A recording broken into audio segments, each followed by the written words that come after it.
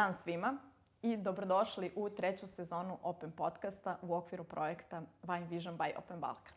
Danas je sa nama Danijela Lipovac iz kompanije Telekom Srbija koja već treću godinu zaredom podržava sam projekat. I Danijele, ja ću prepustiti tebi da se bolje predstaviš kao neko ko dolazi iz IT sektora. Mislim da ćeš ti to bolje uraditi nego što ću ja uraditi kao inženjer prehrambene tehnologije. Dobrodošao još jednom i hvala što si danas gost sa nama. Hvala, dobar dan. Pa ja sam Danijel Lipovac, dolazim iz Telekom Srbija, u pitanju je Direkcija za strategiju i digital, a deo sam tima sektora koji se inače zove tako, to je razvoj biznis ekosistema.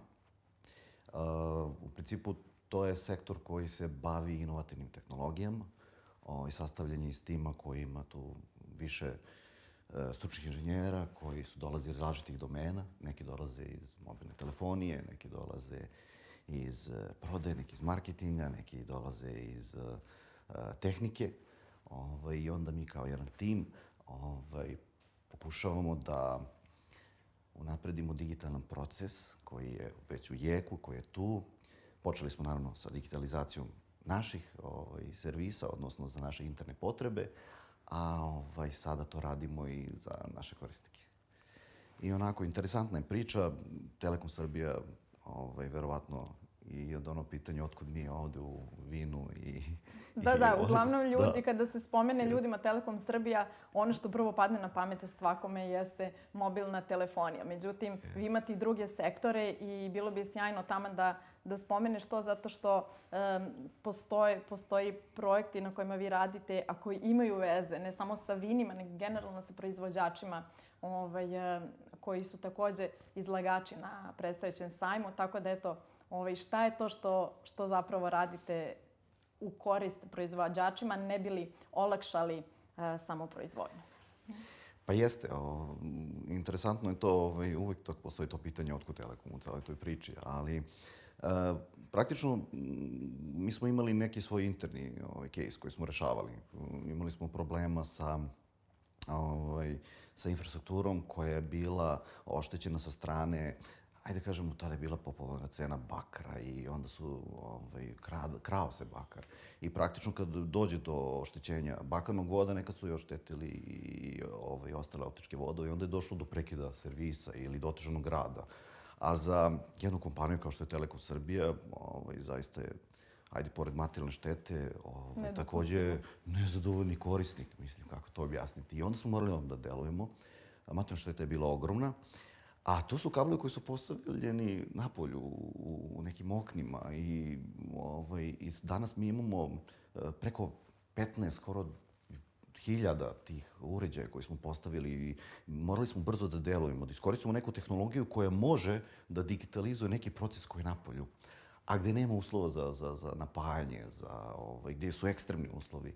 I onda smo izabrali tu tehnologiju koja se zove IoT, Internet of Things. I interesantno je to su u stvari internet stvari, to je povezivanje stvari koji očitavaju šta se dešava u okolini i sve to prenosi putem IoT mreže. Sad IoT mreža postoji, sad da ne ulazim u mnogo tehničko objašnjenje, ali postoje dve vrste trenutno kod nas IoT mreže i Telekom Srbija je jedina kompanija koja te dve vrste, odnosno te dve tehnologije podržava, a to je LoRa i druga je NB-IoT, odnosno Narrowband koji se oslanja na 4G mrežu. A mi smo popularni, osim poznati da smo najbolji operator što se tiče 4G mreže, tako da sa te dve tehnologije mi prikupljamo te podatke. I što smo onda dobili? Onda smo dobili da smo u tim oknima postavili jedne uređaje koji imaju bateriju.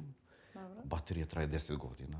I ona prikuplja razne informacije tipa o temperaturi, o vlažnosti, o pomeranju, o svetlosti. I na osnovu toga mi učimo, osnovu tog podatka šta se tu dešava i tu pravimo neke pragove alarma. Tako da sada kad dođe do otvaranja okna, odmah detektujemo to u slučaju da to otvaranje okna nije bilo dozvoljeno. I u tom trenutku izlazi ekipa koja sprečava dalji tog vandalizma, odnosno krađe. I mi smo 2019. u odnosu na 2018. imali materijalnu uštedu negde oko 91%. To što To je značajan. wow, da. Sad, zahvaljujući napredak, tom servisu, pošto je tako kompleksan, imamo kao Telekom dugogodišnje iskustvo u izgradnji mreža. Mi smo izgradili tu LoRa mrežu u početku, a kasnije pustili NB-IoT i mi danas imamo nacionalno pokrivanje. I sad, pošto je u cilju, u jeku digitalizacije, a Telekom je lider u zemlji i regionu što se tiče same digitalizacije, mi smo se odlučili da krenemo i u komercijalne servise. Zato što smo stekli ta iskustva. I eto nas u poljoprivredi. Jednom od servisa je i poljoprivreda, pokrivajući sve segmente. I eto nas u vinu. Između ostalog, da. A pošto se bavimo naravno i naukom o podacima i upravljanjem podacima i analizom, mi smo napravili jedan servis u saradnji sa našim partnerom, u pitanju Dunav.net. Napravili smo jednu Agronet platformu i napravili smo jedan servis koji se zove digitalni asistent. Dobro. I sad asistent, zašto asistent? Pa kada pogledamo proizvođača vina, ima ogromno iskustva što se toga tiče i uglavnom je nasledio ta iskustva. Znači, nema tu šta mi njemu da objašnjavamo. Osvrnut ću se samo, izvinjavam se da će ovo gledati i ljudi koji rade i drže destilerije, tako da ne moramo samo da se ograničavamo na vinari, ali svakako je to širije. Interesantno je to što je ovo smart servis i može se prilagodi bukvalno kao taj digitalni asistent, kao servis, može se prilagodi bukvalno raznoj vrsti proizvodnje. Znači, pošto se pokrivaju i razne vrste u segmentu poljoprivrede. Znači, to su i voće, i vino, tu imamo i farme, pametne farme.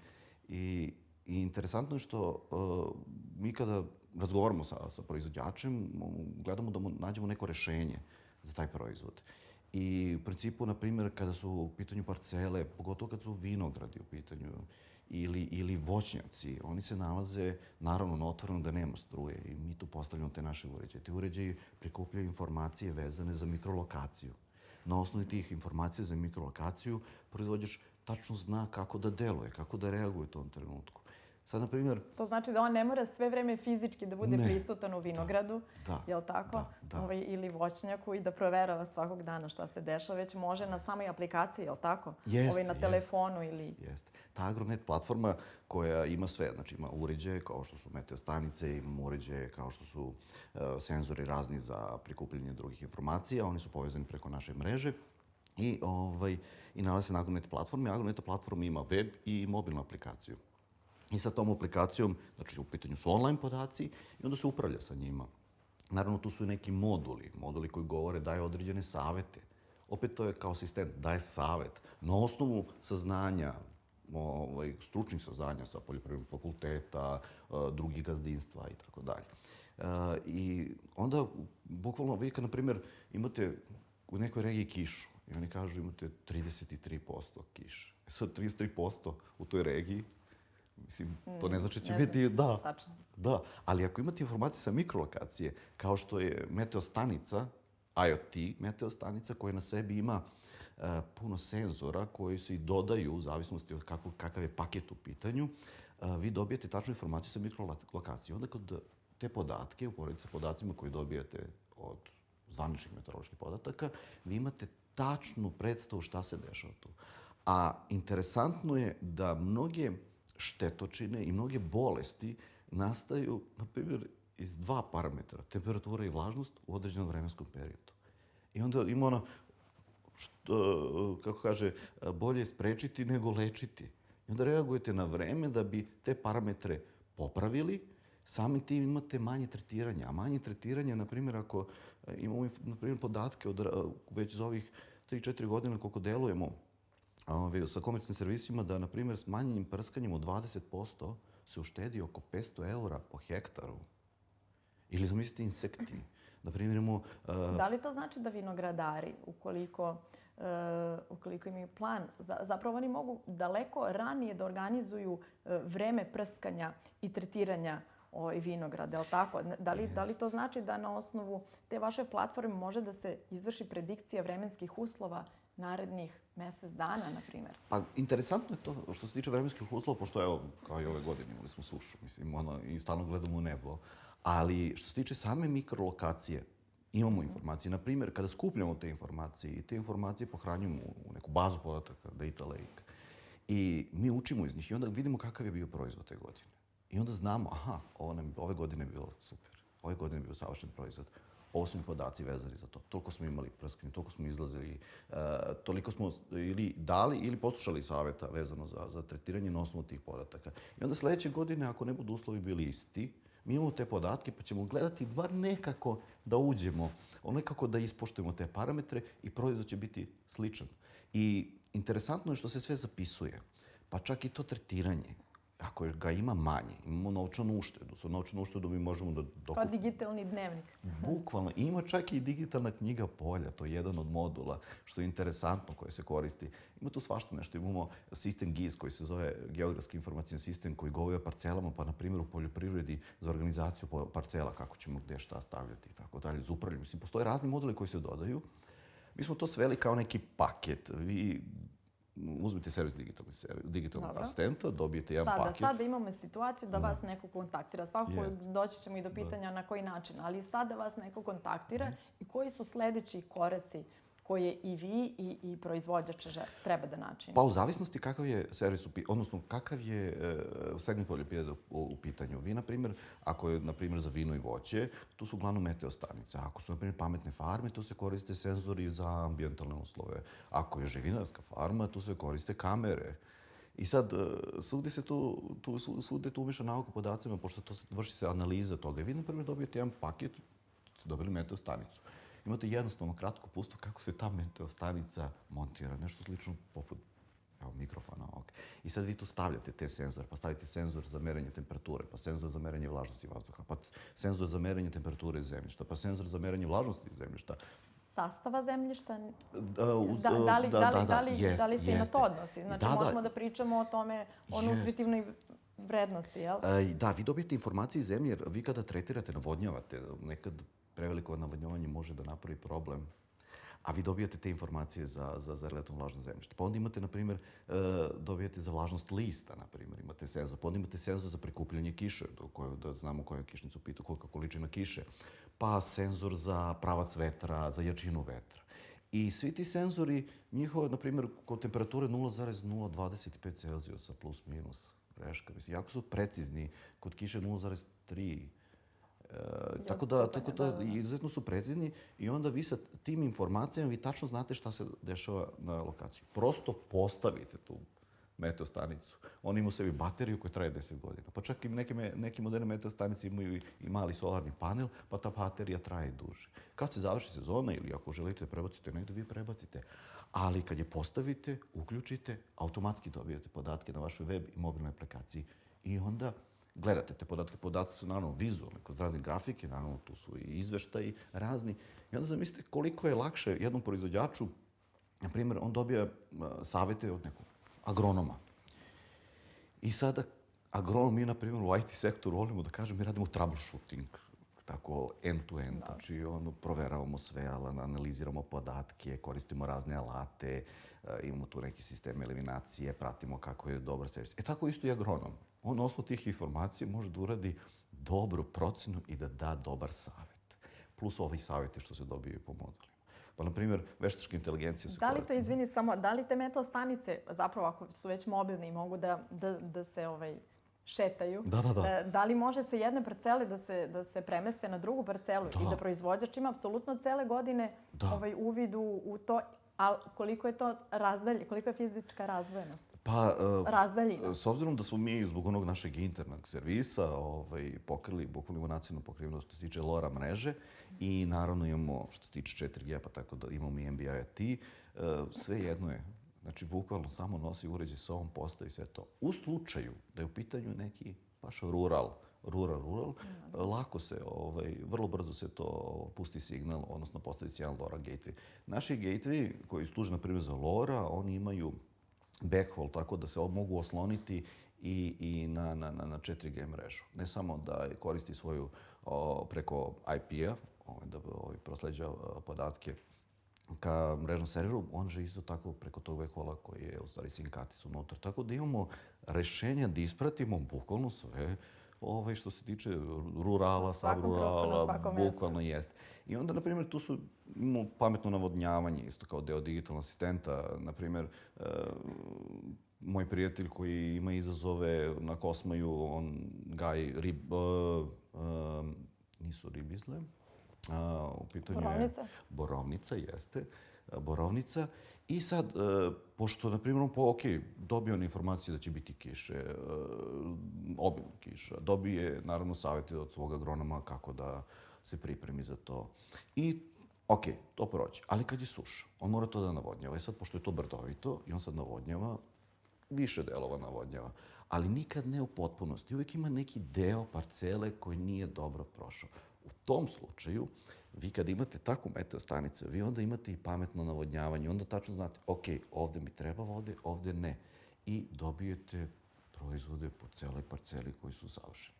Naravno, mi ne samo da pratimo što se tiče parcela, odnosno, ja uvijek to kažem, mi od zemlje, čokota, lista, semena, pa sve preko mehanizacije, do lagirovanja, pa do magacina, do hladnjače i sve dok ne isporuči se proizvod, pratimo sa digitalnim asistentom. Tako da imamo i druge vrste servisa, jer mi prosto kada korisnik priča sa nama koje sve potrebe ima, on uzme jedan osnovni paket i onda vidi koji su benefiti tog paketa. I kad počne da štedi, pošto proizvod mu je bolji, ali uvek je dobar, uvek gleda bude dobar, ali da kažemo bolji ili jednako dobar kao prošle godine, uštedeo je sa određenim tretiranjem, na primjer, pametne feromonske klopke koje ne moraju da se obilaze stalno za insekte, nego prosto dobijete informacije kad.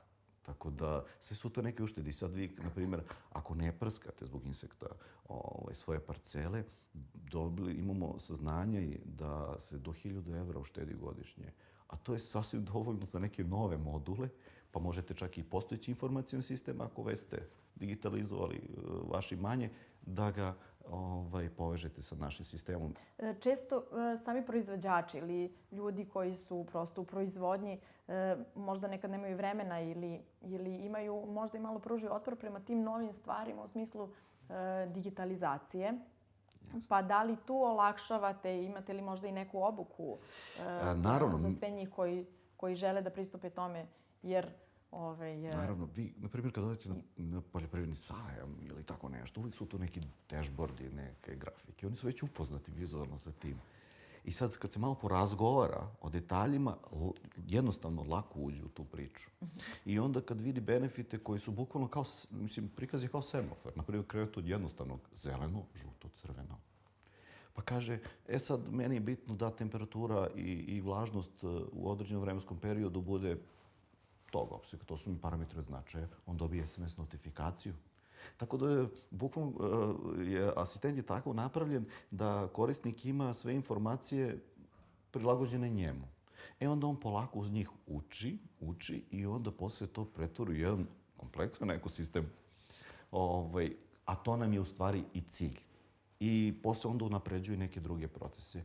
I ideje su razne kod korisnika. Mi imamo razne ideje i razne predloge. Na primjer, korisnici kad vide te benefite, brzo oni, da kažemo, ukače. I sad, na primjer, proizvođač pravi suvomesnate proizvode.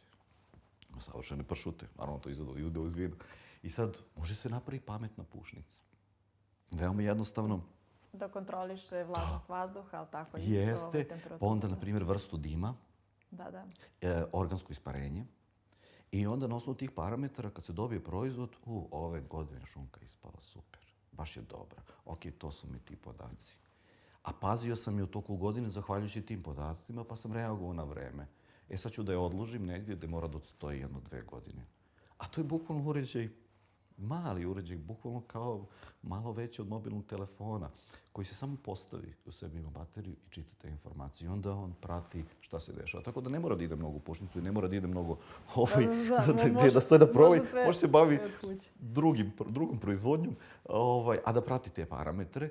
I na kraju godine da dobije zaista sve proizvode koji su njemu potrebni sa većim kvalitetom, sa manjim tretiranjem i tako dalje.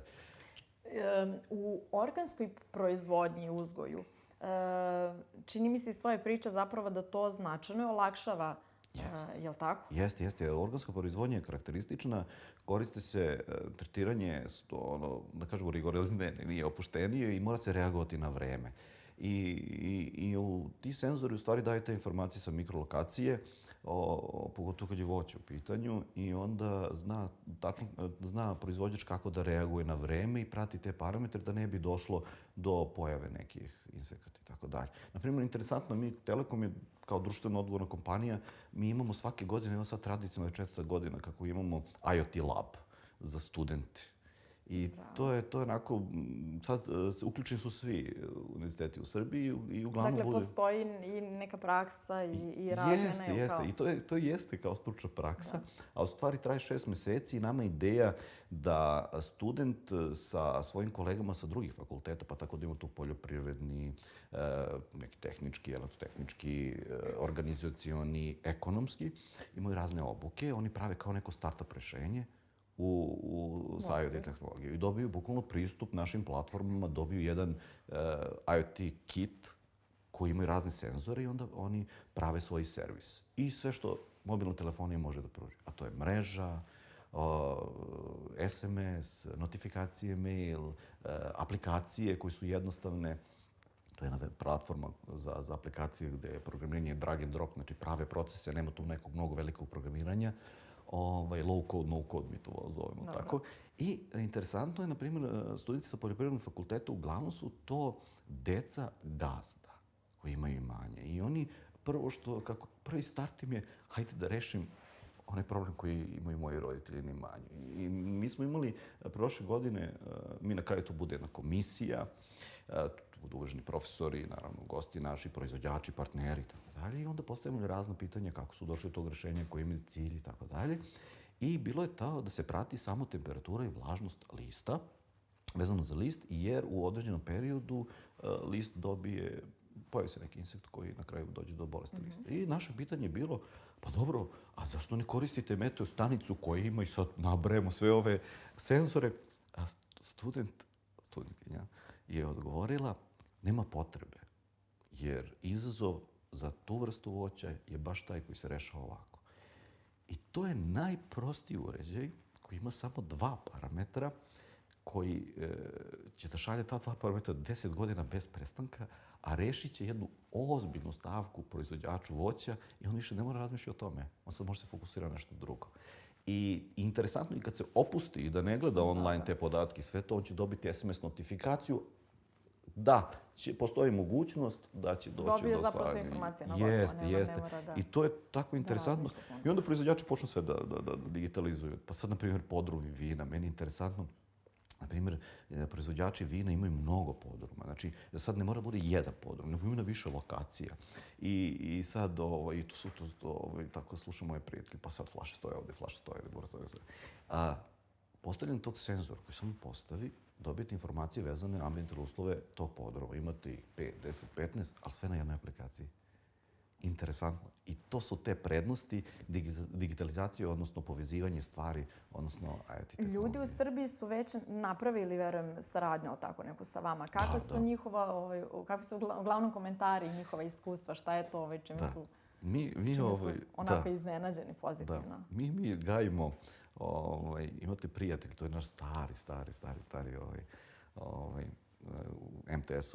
MTS-ov brenda, stara jedna rečenica. I zaista jeste tako. I mi, s obzirom na proces digitalizacije, mi moramo i da im objasnimo koji su benefiti, kako to sve izgleda i oni to da opipaju. Tako da mi smo u startu prvo pravili studije izvodljivosti koje im pokažemo. Onda na kraju odemo kod njih, onda postavi. Naravno, uvek tu bude da će to meni da treba, postavi sve to. Ali mi smo sveli da cena tog paketa bude stvarno dostupna, da to ne bude neki, možemo upotrebiti science fiction, nego da je dostupno i prosto to je tu.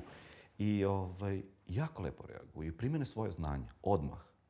Na osnovu tih podataka tačno znaju sve kako. Jer interesantno je, proizvođači znaju kako nastaju neke stvari, ali proizvođač, na primjer, po nekoj tradiciji, što je naučio od svojih roditelja i predaka ili tokom studiranja, šta ja znam, u slučaju da neće da napravi proces, on kaže, ok, tretiranje parcele ide tad i tad radim, ja nisam uradio, pa nema potrebe. a evo parametri govore da nema potrebe. Pa i hajde sad malo da samo bude olakšano. poluorganska. Da. Mislim, što da ne, jer bitan je taj prinos da je dobar i da ga imate kvalitetan. Ok. E sad, kažemo prinos, na primjer, kada sam da bukvalno pratimo ceo proces proizvodnje. Znači imamo i pametne silose. Pa sad zamislite u silosima da stoji seme ili neki proizvod i sad zbog nekih problema u silosu. I silos ima neke štetočine. I silos ima te parametre koje se prate sa našim uređajima. I sad vi stalno prebacujete iz jedne silo ćelije u drugu silu, to je elevacija tog semena. Više elevacija dođe do povrede semena, polomi se, prelomi se. Dobijete oštećeno seme. I sad kao, jao, kakav je sad ovo proizvod? Ovako se smanjuje.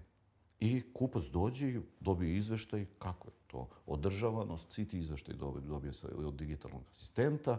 Nije, seme je sačuvalo svoj savršen oblik i može da daje na distribuciju. I naravno i dobije novu, i naravno i cena je onda postaje drugačija.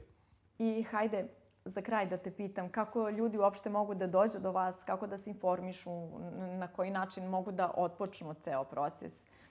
Također ćete biti, ali tako imat ćete i štand na predstojećem sajmu. Jeste. Verujem da mogu i tamo nekome da se obrate, ali ukoliko ne mogu fizički da dođu na sajem, kako je to najlakše Pa s obzirom na naše višedecenijsko iskustvo i vezano za korisničko iskustvo, za customer experience, naravno mi smo jednostavnim ukucavanjem u pretraživač. Danas su svima dostupni pametni telefoni, laptopovi, personalni računari.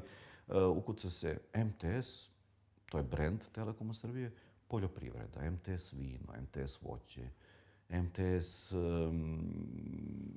pametna farma, MTS svinja, MTS živina. Da, i bukvalno olakšali ste maksimalno. I onda već u prvih, ajde da kažemo, top 5 u pretraživanju dobijete, mi smo među prvima, naš oficijalni link. Na linku vidite sve usluge koje inovativna tehnologija, odnosno IoT, nudi. Vi kad izaberete ono što je vama od značaja, tu imate flyer ako želite da downloadujete, pokupite informacije koje su pisane tu, imate kratak video koji opisuje to i na kraju dole vam je i broj telefona naše kontakt centra za tehničku podršku sa kojim možete porazgovarati na tu temu i onda dolazite do nas i onda krećemo sa od tu započinjemo digitalni proces. I vrlo brzo ide. Mi to kažemo, uglavnom u IT-u kažemo plug and play. Ovdje je samo play, nema pluga, znači bukvalno odmah kreće. Odlično. Sad, Danijele, da sam ja proizvođač i zainteresovana sam za saradnju sa vama na taj način i za smart servis. Dakle, ja vas pozovem, vi dođete, postavite ili ja postavljam uređaje i kada ih postavimo, sada ćeš mi ti to reći, ceo redosled, šta je to? Ja mogu da vidim koji su trenutni uslovi u tom trenutku. Jeste, pa da. Ili mogu da vidim i šta će se desiti sledećeg meseca. Da li pričamo o toj predikciji, da li to može da pomogne u tome, ako pričamo o zemljištu, koju kulturu mogu da posadim ili koju sortu vinove loze ili prosto šta sve, i kada se krene u to, šta sve te informacije mogu da mi daju kao proizvođaču, kao na uvid i znanje šta je mogu još sve sa tim da radim. Pa da, mi smo sveli digitalnog asistenta tako da te uređaje može proizvođač sam da postavi. Naravno, u slučaju da želi da mi budemo tu, naravno tu smo. Kako se uključuje uređaj, tako se prikupljaju podaci. I on ima odmah online podatke koji se dešavaju na aplikaciji svoje i prati. Na osnovu prikupljenih podataka on reaguje. Naprimjer, ako je prošlo mjesec dana, kao što si dala primjer, on već ima saznanje neka za mjesec dana. Ima svoje iskustvo, naravno, od kad se bavi tim poslom. I onda za tih mjesec dana on može da na osnovu promjena odlučuje šta će da uradi dalje. Naravno, postoje tu i moduli koji su definisani na Agronet platformi koji daju određene savjete, pa tako da možda prihvati te savjete. Što je interesantno. Što se više podaci prikupljaju, to je više saznanje i to je bolja predikcija, naravno. I sad, na primjer, pominjali smo IoT Lab. Zašto 6 mjeseci? Pa 6 mjeseci sasvim dovoljno se prikupe podaci na osnovu kojih može poslije da se radi analiza i da se upravlja sa njima. Mi ako imamo saznanje vezano za zemljište, sve to sad, na primjer, najviše se to koristi u poljoprivredi, mi možemo da znamo šta ćemo sljedeće da posadimo tu. I na osnovu toga je sad još oni moduli što smo pominjali što se tiče parcela, praćenja i tako dalje. Mi na osnovu toga možemo da pravimo i strategiju gdje ćemo šta da posadimo. Tako da nauka podaci nam daje u stvari, to je krajnji cilj digitalizacije, jer mi dobijamo podatke s kojim možemo da upravljamo. A kad upravljamo s podacima, mi onda imamo saznanje kako da reagujemo u tom trenutku ili kako da reagujemo kasnije u zavisnosti od naših planova. Da li tu iza svega toga stoji agronomi koji mogu, sa kojima ljudi mogu da se posavetuju, je li tako? E sad ne, kod nas ne. Mi imamo module koji daju savete, a podatke koje ima, naravno da proizvođač sa agronomom s kojim sarađuje, prikazuje te podatke. I onda agronom će na osnovu toga lako doneti odluke i dati mu neki savet.